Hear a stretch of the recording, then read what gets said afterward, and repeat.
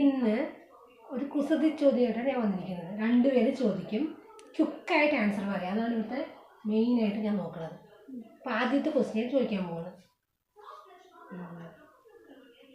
തലയ്ക്ക് ഏറ്റവും കൂടുതൽ പ്രാധാന്യം നൽകുന്ന ഓഫീസ് ഏതാണ്?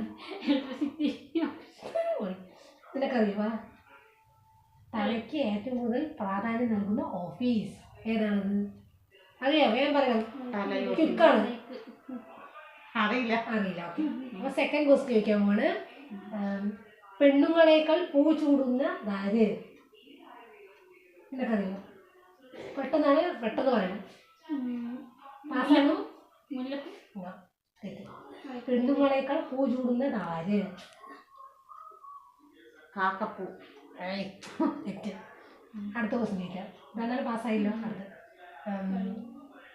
കയറാൻ പറ്റാത്ത മരം അറിയോ?